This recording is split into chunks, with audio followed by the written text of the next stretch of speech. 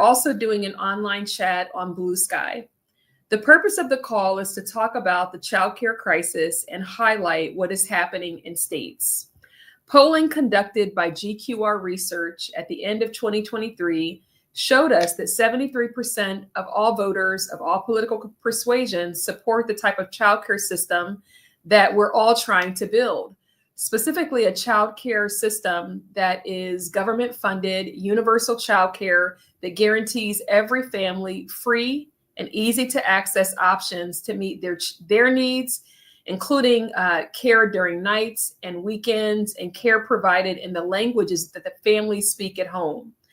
The bottom line is every child deserves access to childcare that is affordable, accessible, and responsive to their needs. Childcare is part of our essential infrastructure, just like roads, bridges, public schools, healthcare, libraries. And everyone should have access to care that meets their and their family's unique needs.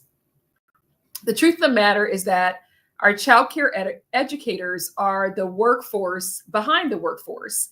We can't go to work if we don't have reliable systems and places where we can take our kids. And childcare educators should be receiving good wages and benefits that allow them to care for their families in the same way that they care for other people's families. Unfortunately, in America, childcare is viewed as a personal problem that families alone must solve. Our childcare system is broken and in need of repair. I'm excited to have a conversation tonight with parents, childcare educators, and also organizers. Tonight, I'll speak with Celeste Finn, and she's a leader with Kids Count on Us. She's also the executive director of Big Wonder Childcare in St. Paul, Minnesota. I'll also speak with Destiny Bolton. She's an organizer with Spaces in Action. Liliana Camacho. And Liliana is a Santa Clara organizer with Parent Voices. Alexis Primo, she's a San Diego organizer with Parent Voices. Crystal Parrott, and Crystal is the director of childcare services for the YWCA of Central Maine. Brianna Edwards, she's a childcare provider and a leader with AQE New York. Enosha Ruffin, she's a community organizer also with AQE New York. And also Erin Clark. Erin is a community organizer with 9 to 5 Georgia. As each person speaks, their name will appear underneath their remarks. So if you're curious or if you forget who's speaking, you should see their name right there. So I'm going to ask a few questions. And when I ask the questions, any of our panelists should feel free to weigh in and respond. So the first question is, there is a childcare crisis in the United States. And I'd like to know from your perspective, what issues are contributing to the childcare crisis? Anyone should feel free to jump in. Sorry? Anyone should feel free to jump in. Can you guys hear me? Yes. The first question again is there's a childcare crisis in the United States. In your perspective, what is contributing to the crisis? Anyone can jump in and respond to that question. In my opinion, I feel like it also has to do with how much, especially in California, our rent is really high and our parents don't have childcare for our kids, especially like in my position. I'm a mom of 4. And I had to quit my job after my 4th baby being born because rent was too expensive and childcare was too expensive. So if you were in a position where you had to quit your job, I'm sure that financially that had to have an impact. Is that right? It did. We were living in a wage, just one was bringing in the income, and we were limiting to just making sure we paid rent and that we had food for our children. And also that brought a lot of stress to both my partner and I, and the kids could also feel that. And it also brought them, like, I guess, emotionally disturbance in a way that they were sad because, and like as a parent, it feels terrible having to tell your child, like, no, we can't do that because we can't afford it, It got to moments where we had to share that with the kids on why we couldn't do certain things. And just one more question for you, Liliana. When you think about the childcare crisis, what do you feel is contributing to the crisis? a lot of people don't feel childcare is important, especially when we for Parent Voices, we do a lot of advocacy with our legislators, and I feel that sometimes childcare is not seen as important as other topics. I just for myself, again, it took me 3 years to get off a waiting list, and people don't realize that there's a much bigger waiting list for childcare than they think. Great. And would any of our other speakers want to weigh into this question of what do you feel is contributing to the child care crisis in the United States? I would like to weigh in. This is Destiny from Spaces. I would say the low amount of funding that is given to early child care education is also a big crisis that contributes to it. We have individuals that don't want to work in the field anymore because they're not being paid adequate wages. I can't speak for everywhere, but I do know in Washington, D.C., early child care educators are being paid the minimum wage, and that is simply not enough to live and maintain a household. And individuals are leaving the field and they're going to public schools because they have the background and the education in order to move to those particular positions. And they do that because they feel like they're not being invested in. I would also like to say that there's also an environmental health crisis as well, with just the upkeep on certain facilities in reference to the districts that individuals are in. Let's say, for instance, lead pipes. And also in reference to, I believe it was Liliana that just spoke about being on the waiting list. I want to bring up child care subsidy. Child care subsidy is underfunded as well. And it's not, I would say, rationalized in reference to who is able to get what kind of services. It's not as accessible in the program. The application to enter the program is a long and tedious process. And finding adequate childcare near to your home where it's a convenience for you and your child can be difficult. So I would say that those are some things that go into the childcare crisis. And when you say child care subsidy, you mean for families to be able to access care. Is that right? Yes. How do you think child care subsidies, like how do you think that whole program is going to be, how is that impacting families? Like I would imagine that if you're not eligible for a subsidy, but you're not making enough to afford the full range of care, that you could have problems. I wonder if you could speak a little bit more to that. Yes. I hear about all the time with parents as an organizer, not being able to get certain job positions that they apply for. They have positions lined up, interviews to go to, and it just doesn't work out because they aren't able to find adequate childcare. So it most definitely affects them on the employment and financial standpoint. And it comes to just dependability of the support systems that they already have within their family, which that also creates an additional burden because, the rent is very high. Inflation is going up for everything, so I would say most definitely it's a hindrance for them to be able to find and keep jobs with the instability within childcare.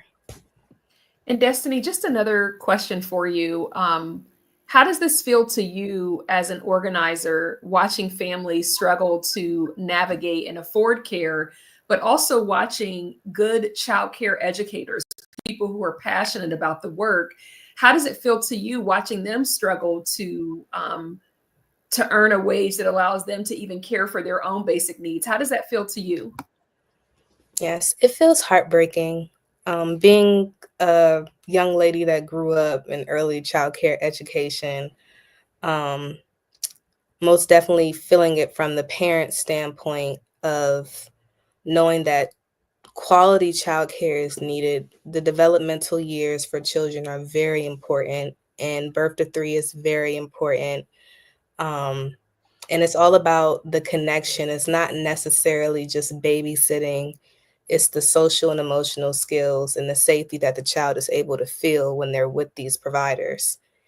And just parents not being able or having a struggle to be able to meet their need is devastating, especially in DC. I believe it's known as one of the most expensive cities in the United States. It's very devastating.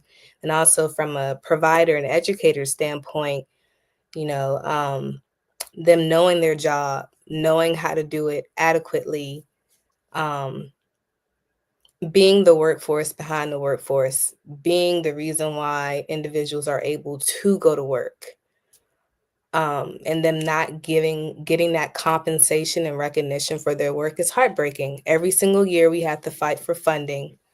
We have to tell the Mayor Bowser, why it's important to give courage and give hope and give a livelihood to educators, and it's discouraging for them. It makes them feel like there will never be any resolution.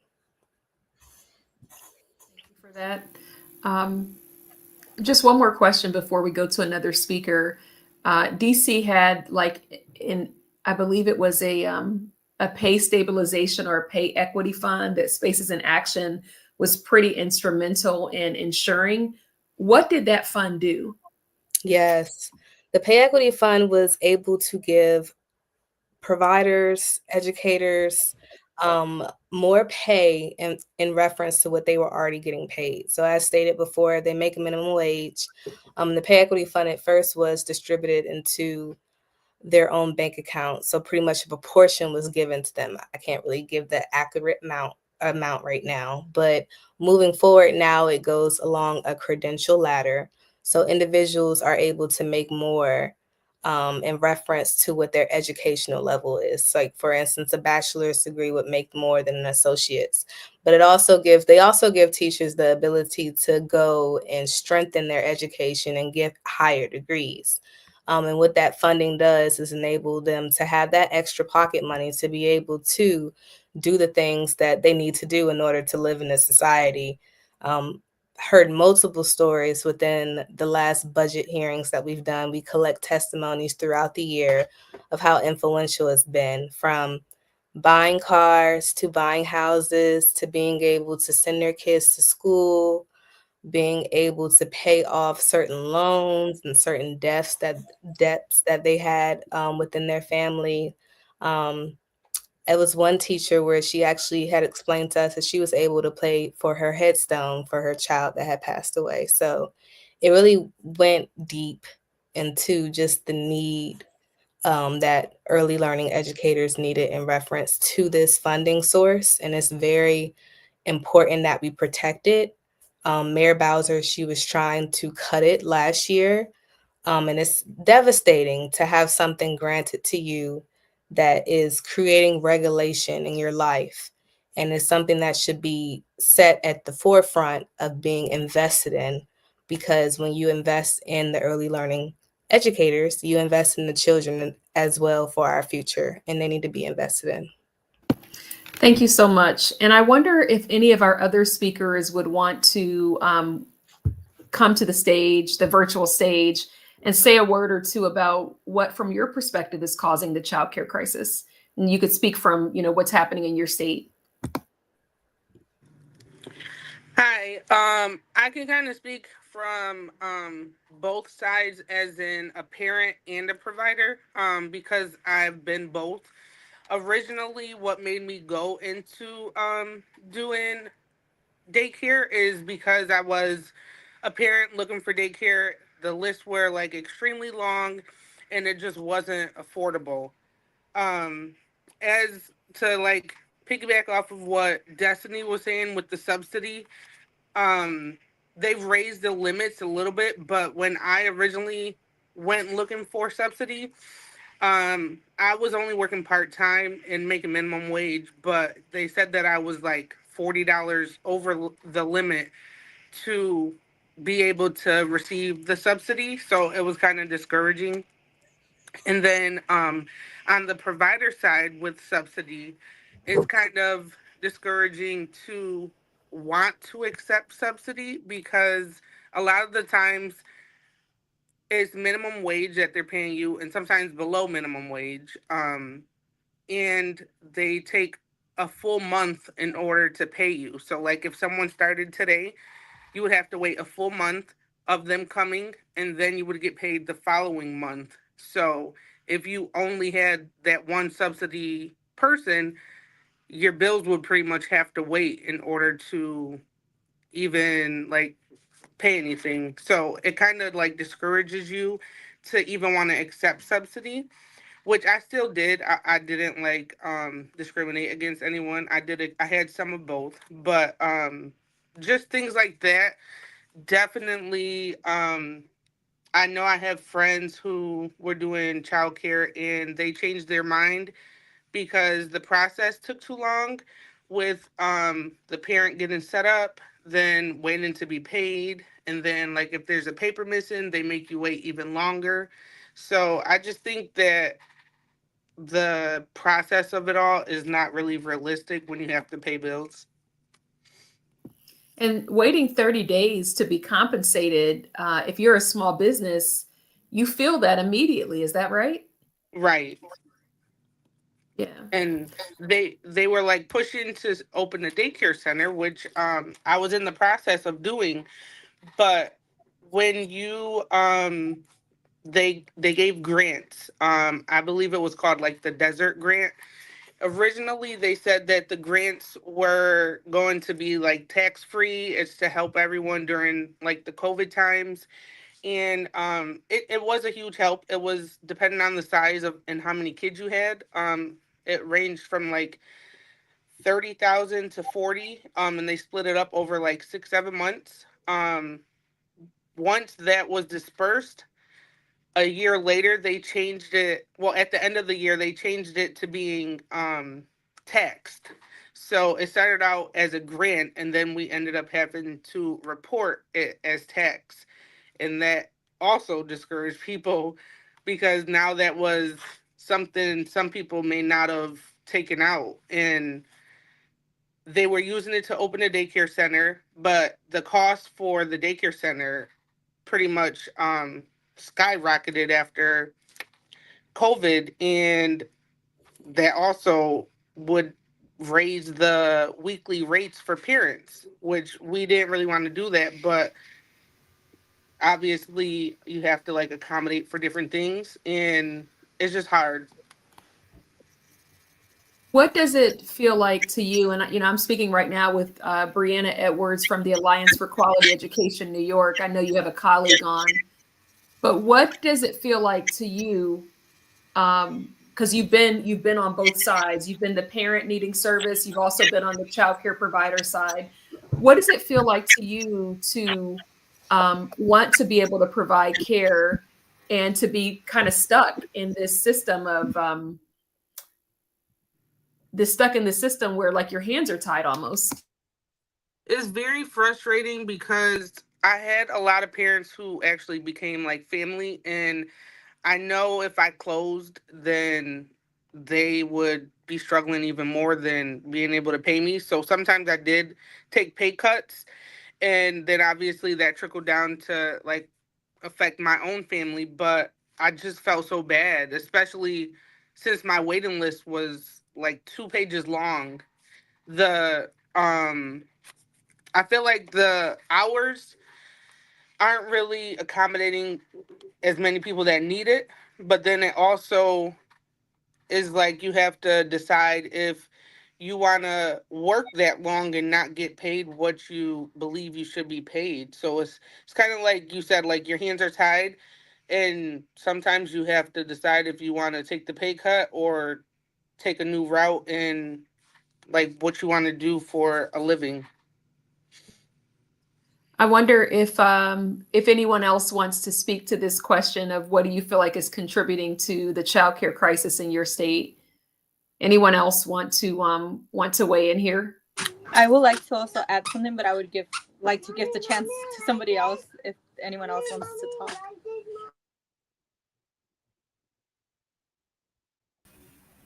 Hi, good evening. Good evening. So I'm Alexis Primo. I'm with Parent Voices. I'm the organizer for the San Diego chapter. And I just wanted to add the fact that it is important for home in-home childcare, licensed in-home childcare providers to be recognized. I had an in-home childcare. I was licensed for 5 years prior to COVID. And when COVID happened, it was very difficult for parents to afford childcare. And being able to provide subsidized childcare was difficult based on the reimbursement. And being able to take care of my family and maintain the childcare, it was difficult to provide as much assistance as I would love to parents. So for me, a lot of grants went out to childcare, but I think the smaller in-home childcare providers were overlooked. And if they received grants and help so that they could maintain their facilities like me, then I think that would have created more room for children to be able to be taken care of, especially at those younger ages, because the childcare facilities, most of them don't take care of infants. The in-home childcares are smaller, but I don't think they're recognized and they receive adequate support. You know, as you're speaking, Alexis, it makes me think that we need a variety of different childcare options. Like we need childcare facilities and home-based centers that are open on the weekends, that are open late. But can you speak to why it's important to have a variety of different options in terms of childcare? Yes, definitely. There are, well, especially when COVID happened, there were first responders, there are the doctors, there are the firefighters. There are a lot of jobs that are not within the window of the night, the 9 to 5, the standard work hours. They're students. And me being a student, it has been difficult until my children started school. I ended up having to close the daycare because I couldn't financially contribute to supporting my family. And I went to school. Now, when I got accepted, I finished up my associates. I got 3 associate's degrees in psychology, social work, and Black studies. And I got accepted into San Diego State University. I was excited. I got a job as well during the summer, but I had no childcare. So I think for students and for persons that are employed during what's it called? The the not so regular hours, Yeah, like second shift or third shift. Yes, yes. And those parents that need flexibility, I think it's important for us to take that into consideration and have those options available. Thank you so much. I see Celeste Finn. Celeste is with Kids Count on Us. Celeste, is there anything that you want to share in terms of what you see, what's happening in Minnesota, but also from your years of experience of what contributes to the childcare crisis? Yeah, I love everything that folks have said so far. I recently opened my own nonprofit childcare in St. Paul, Minnesota, but I've worked around the country and around the world in early ed spaces. And something that I think is critical whenever you're talking about the crisis, there's 2 components in my mind. One is the infrastructure of childcare. What policies and funding needs to be in place to make it so that childcare can help communities, help cities, help the economy thrive and operate, right? We really are the workers behind the workers. And it's also essential for childcare to be available for gender equity, wealth mobility, like in order to undo a lot of systemic oppressions that are common in our communities across the United States. So there's the infrastructure question, and then there's the culture question. And I think the culture question is just as important. And when I say culture, I mean early childhood education and care is a lot more than babysitting. And I think we lack the respect and the professionalism it requires to take care of groups of young children for the majority of the day, right? So babysitter who is inadequate and maybe a little bit negligent for 2 hours a week isn't going to cause cognitive harm or emotional harm to a child.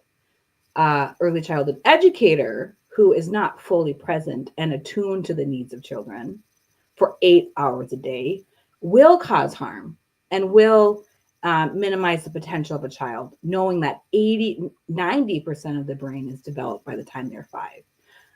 And so as in communities and across the United States, we really need to think about how we are viewing the culture around childcare and our philosophy around raising and taking care of young children.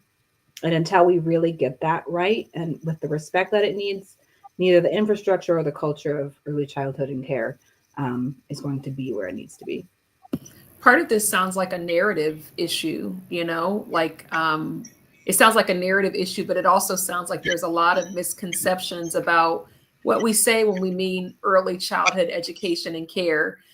You mentioned in your remarks that, you know, what child care educators are doing, it's not babysitting. Can you describe like what happens and the different needs that, you know, social, emotional, all that child care educators are providing?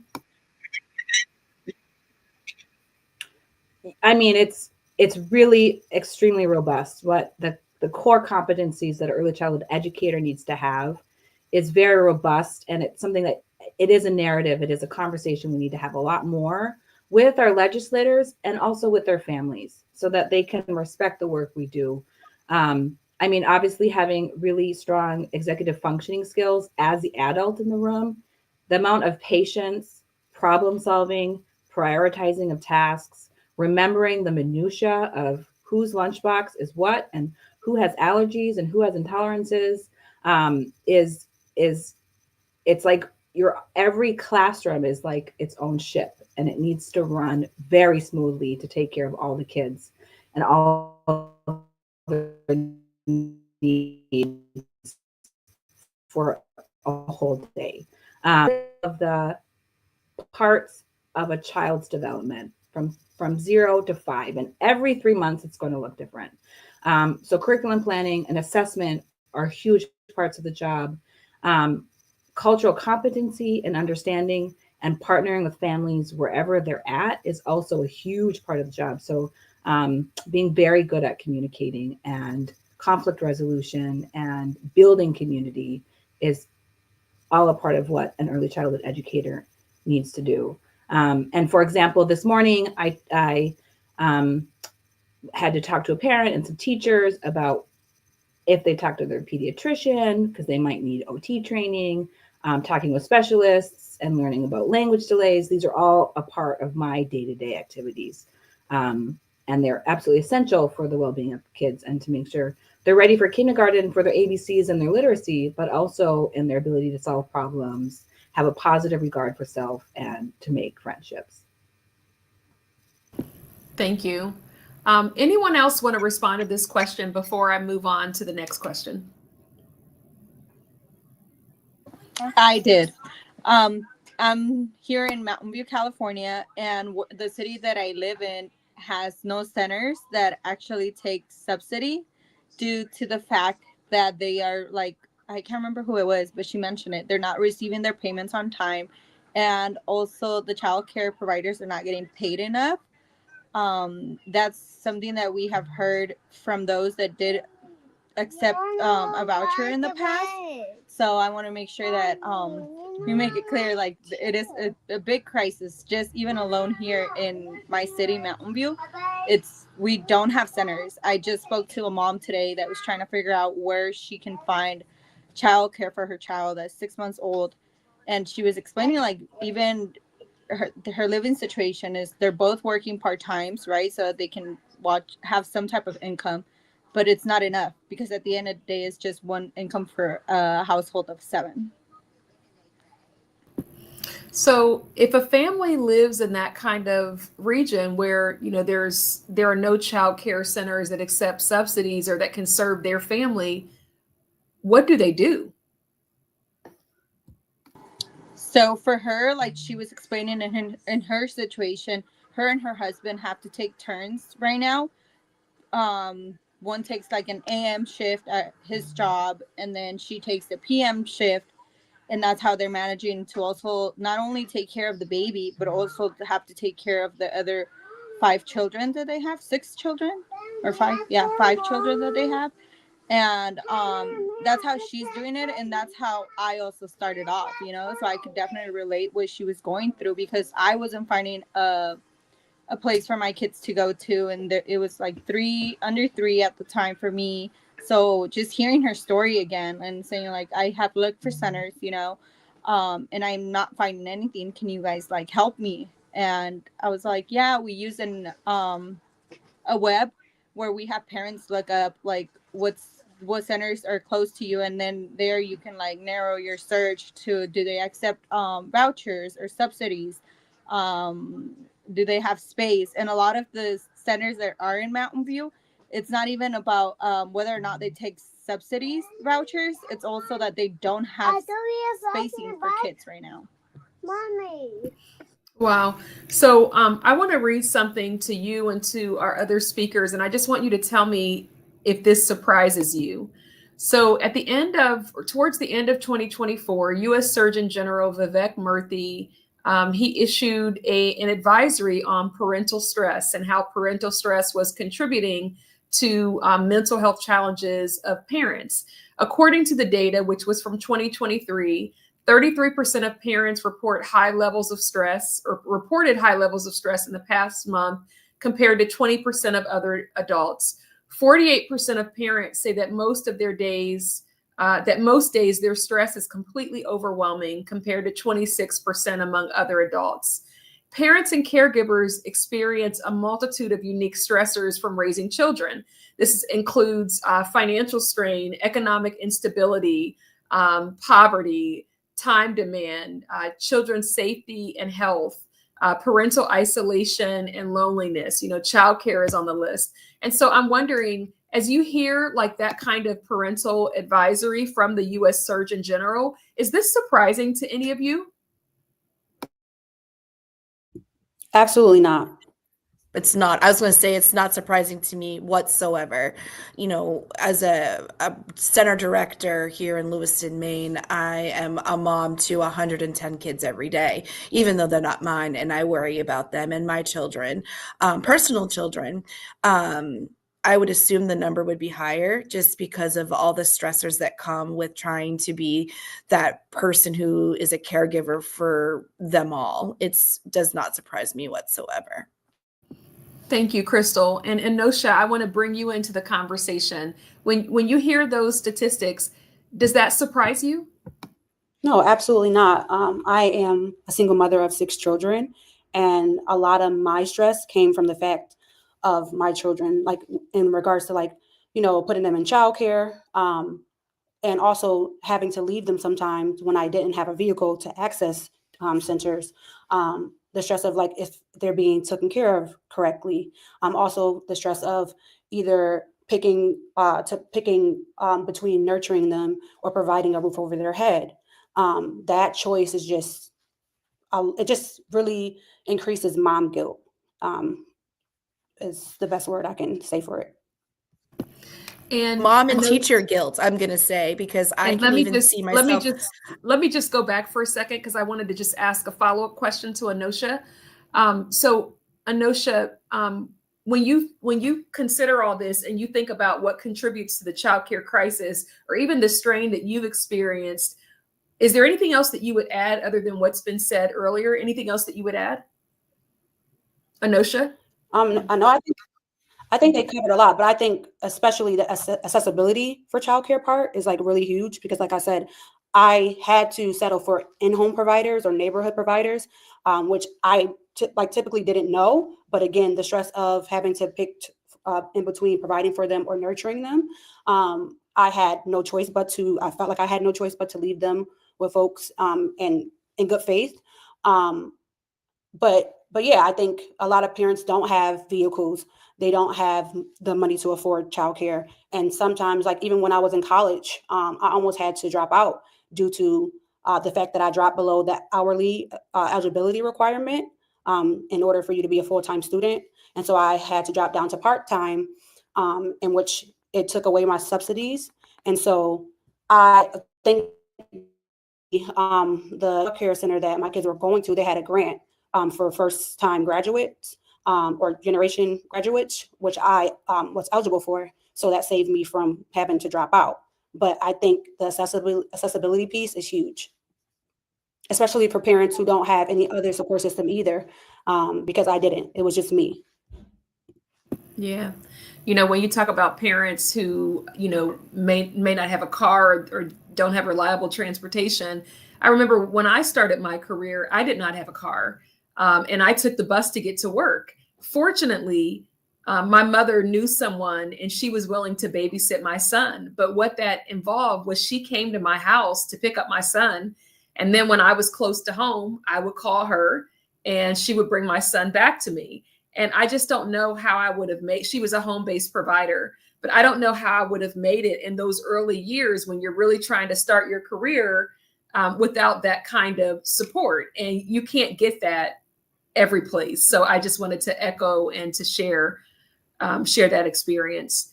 Crystal, you were trying to add something to the conversation. Can we have you come back to the stage to finish that thought? Yeah, absolutely. I was kind of piggybacking off with the mom guilt. There's also teacher guilt that comes into play as well. I've been in a center for almost 20 years and I'm a mom of 3, and I have an extreme amount of guilt when I need to be out because my kids are sick and then I worry about the children in my classroom. It follows me that way. Or at the same time, when I have to feel like I need to choose between, you know, do I go to school and have someone else watch my personal children because, you know, we don't have someone to cover my classroom? So it kind of like piggybacks all of it from this crisis standpoint that we're seeing. I don't think it's one thing in particular. I think it's a whole group of things that is finally kind of coming together and making the cracks of childcare even larger. I think COVID really kind of kicked into high gear how fragile the system that we have set in place. And I don't think it's going to get fixed until it kind of works from the, you know, government down, which, you know, we've seen great improvements here in Maine. We've got, you know, some great grant programs available for teachers to get a little extra from a monetary value, you know. So I think we're moving in that right direction. It's just not moving quick enough. So, you know, that first question, we spent some time there. As we think about winding down this conversation, my question for you is this. If you had a captive audience with the governor of your state, if you were sitting down with elected officials in your state and they were saying, what is the solution?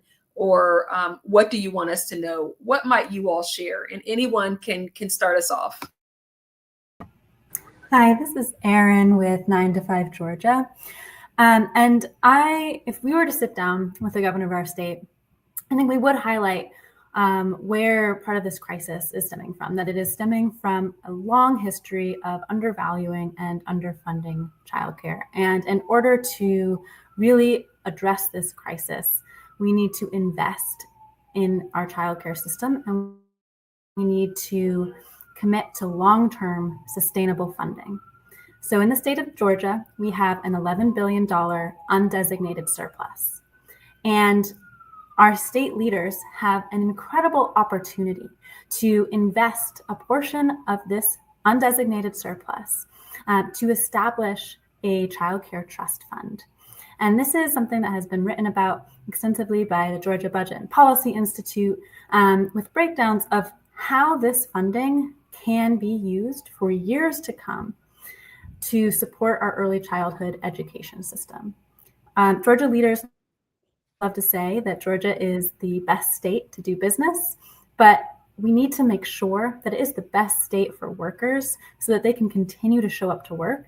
And in order for that to happen, we need to fully invest in our childcare system, and we need to make it long-term funding so that we are not coming back year after year to ask for, you know, general allocations that will benefit providers and parents for a short time, but will not successfully stabilize the childcare system in the way that this long-term funding would. Thank you for that. Thank you for that, Erin. Who's next? what message would you give to the governor of your state, or if you were sitting down with elected officials in your state, what message would you give to them about things that they could do to solve or address the childcare crisis? I can jump in. I would say, oh, sorry. No, you can share. Yeah, Eniza Ruffin, AQE. If I was talking to Governor Hochul, who's our governor here in New York, I would say it is crucial that she understands the urgency of providing childcare assistance. The development of our children, both cognitively and emotionally, is dependent on access to quality childcare. That childcare is a fundamental human right and should be treated as such. Furthermore, our children, our childcare providers and our educators cannot continue to struggle to make ends meet while taking care of our children, and that the governor must prioritize funding childcare in this year's state budget to ensure the well-being of our youth and the success of our economy. Thank you. Who's next?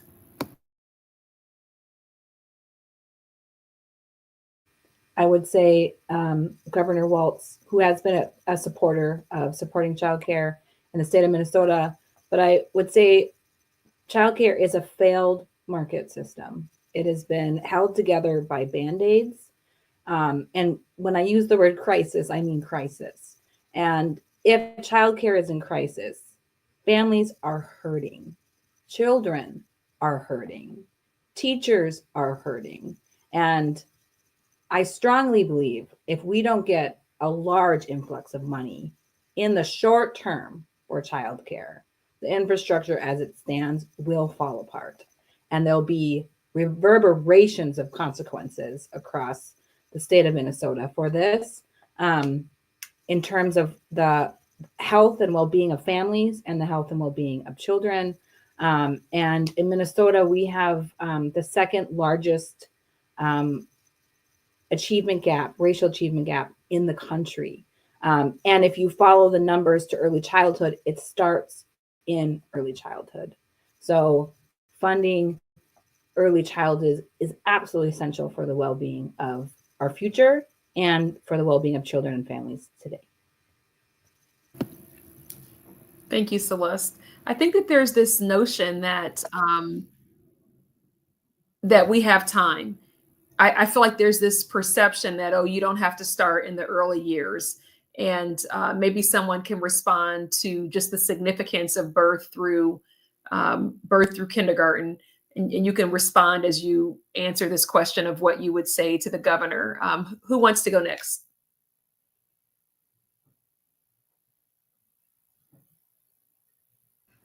I could go. So, being a previous childcare provider and a mom, my children are 5 and 6. Those early ages are so fundamental in children developing their physical skills, cognitive skills, and most importantly for me is the social emotional skills. And I think those are skills that are cultivated within a childcare environment. We could do our best at home, but being out and socializing with children, we've seen, and I am still working through the impact of that lack of socialization during COVID. My children are in IEP because they did not have that interaction with other children and other people. So I just think it's important during these ages for children to have access to being in an environment that would nurture those early developmental skills. Thank you, Alexis. Who's next? And you can either answer the question of, if you had a captive audience with the governor of your state or elected officials in your state, what might you say to them? Liliana, I think you were trying to jump in. No, yeah, it was pretty much adding to what Alexis just shared. Here in Santa Clara County, we have a lot of our children super behind in school. They're not getting the resources they also need right now. They could be in elementary school. Their reading is super behind, and part of the problem is because some of them didn't even have the opportunity to attend preschool. And I have personally seen how much of a difference having your child at a daycare does, especially because both my 3-year-old and my 4-year-old are speech delay, and they're both COVID babies, and they had never seen any like teaching environment that they were learning by a parent, it's so much different. I feel teaching your child and how they learn is different as well than when they're learning with someone else. And when they started their preschool class, they were both like, you couldn't understand what they're saying. Now they're speaking so much more. So I can definitely see a difference. And also with my daughter, she attended my oldest is 9. She attended preschool, and she was, so we're bilingual. We speak Spanish and English at home. So when they're going into kinder, a lot of parents don't understand that if you're bilingual, your kid, it's a test. And if they don't, and that test for kinders, it's just how well they speak English. And if they do not pass, they get placed in ELS classes, which is the English learning language or something.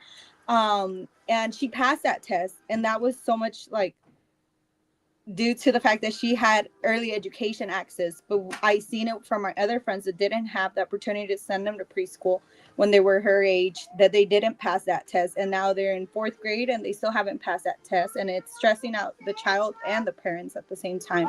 So, and here in California, I feel our governor sometimes doesn't really pay so much attention to how much childcare has to influence it and everything that happens around us.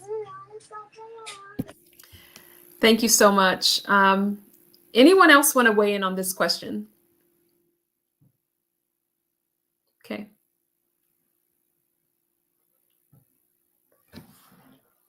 Okay, if not, how does our audience remain connected with your organizations or your work? So if they wanted to follow you, how would they do that?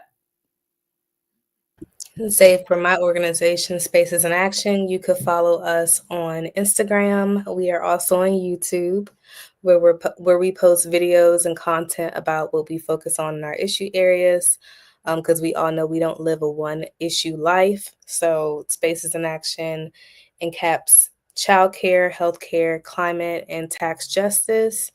So check out our platforms. We're also on Facebook as well. Great. Who's next? I can go. I am with Kids Count on Us. We're a Minnesota-based organizing group that works with providers, educators, and we're reaching out to parents more and more to organize and engage to create reform and change in the child care across the state. So if you Google Kids Count on Us, you'll find our webpage. We're on Facebook and we're on Instagram as well. Great. What about 9 to 5? How can we stay connected with 9 to 5's work? Thank you. So 9 to 5 is a member-based grassroots organization advancing economic justice for women and gender-expansive people of color to better living and working conditions. And you can see more information about us and stay up to date on our organizing work on Instagram, YouTube.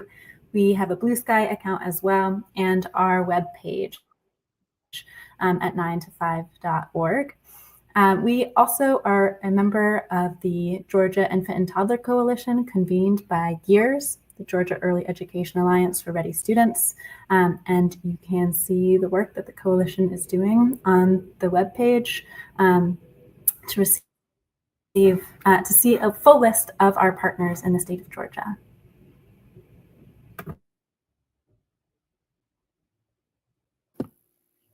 Thank you. Anyone else? Yeah, I can go. Oh, right, you can go. Go ahead. Okay, you can go. Sorry for the background. My kids are sick. They have a stomach bug. I'm so sorry. So You don't have to apologize, Liliana. We have an Instagram. We have a Facebook page. It's at Parent Voices California, and we also have our website, which is www.parentvoices.org. Yeah. And your daughter's face is a reminder of like why we do this work. So it's so good to see her, to see them, because I know there's other little ones. Okay, Inoja. Yes, so for you guys can follow Alliance for Quality Education on Twitter, Facebook, Instagram, Blue Sky as well. We work alongside Citizen Action of New York, as well as Empire State Campaign for Childcare, which are like a coalition and partners that work or advocate, for increased funding for early childcare and education, promoting policies that support affordable and quality childcare for working families, and we push for comprehensive education reform that addresses the needs of all students. And so definitely be sure to follow us. Great. Well, if there's no one else, I think that we will, no one else, right? Crystal? Well, hi. I wanted to plug in Maine People's Alliance. They do a lot of advocacy work here in Maine, and they're on all the socials you can think of. And then if you want to follow the YW in particular with their mission to eliminate racism and empower women, we have a Facebook, we have Instagram, we've got all of the stuff. And you can check our website at www.ywcamaine, which is spelled out MAINE.org. Great. Celeste, were you trying to jump in? No. Okay. There's also the Early Childhood Funders YouTube, so you can check there. There's content. This will be posted there. But I want to thank you all for your time. Thank you for stepping away from your typical responsibilities in the evening and sharing your thoughts and your insights with us. And thank you for your clear call on what needs to happen as it relates to childcare. Take care, everyone. Thank you.